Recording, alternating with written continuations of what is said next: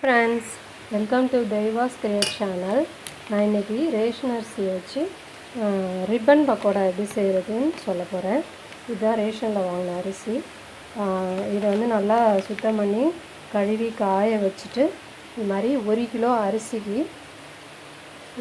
அரிசிக்கு வந்து 100 பொட்டுக்கடலையும் 100 கிராம் கடலப்பருப்பும் போட்டு மிஷினில் கொடுத்து அரைச்சி எடுத்துகிட்டு வந்து வச்சுருக்கேன். இதுக்கு தேவையானது வந்து எள்ளு போடலாம், இல்லைன்னா ஆப்ஷனல் ஓம விதையும் போடலாம். அப்புறம் தேவையான அளவு சால்ட்டு, அப்புறம் தனி மிளகாத்தூள் எடுத்துருக்கேன். அப்புறம் பூண்டு கொஞ்சமாக அரைச்சி அதை வடிகட்டி அந்த தண்ணியை வச்சுருக்கேன்.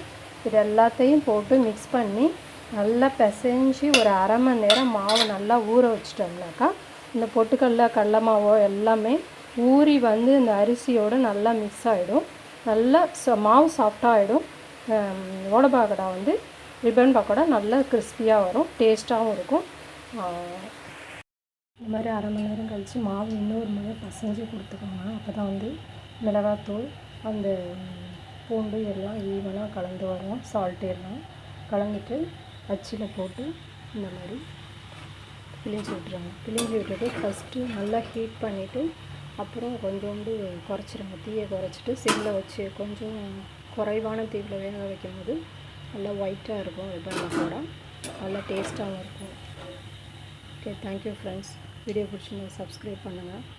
ரொம்ப பிடிச்சிருந்துச்சுன்னா ஷேர் பண்ணுங்கள், லைக் பண்ணுங்கள். Okay, bye. தேங்க்ஸ் ஃபார் வாட்சிங். இந்த மாதிரி எண்ணெய் சட்டியில் நல்லா பிழிஞ்சு விட்டுட்டு அந்த சலசலப்பு அடங்கினோன்னு நல்லா ஹீட்டு ஃபஸ்ட்டு எண்ணெயை நல்லா ஹீட் பண்ணிவிட்டு பிழிஞ்சு விடுங்க. திரும்ப கொஞ்சம் தீயை குறைச்சிட்டு கொஞ்சம் தீ குறைச்சலாக வேக வரும்போது நல்லா வெள்ளையாக இருக்கும். மெதுவாக வந்து கிறிஸ்பியாக வரும். இதனால் தான் வந்துருக்கு பாருங்கள். ட்ரை பண்ணி பாருங்கள். ரேஷன் அரிசியில் தான் செஞ்சது, நல்லா டேஸ்ட்டு செம்மையாக இருக்குது. ஓகே, இப்போ வீடியோ பிடிச்சிருந்தா சப்ஸ்கிரைப் பண்ணுங்கள், லைக் பண்ணுங்கள், ஷேர் பண்ணுங்கள், கமெண்ட் பண்ணுங்கள். Thanks for watching.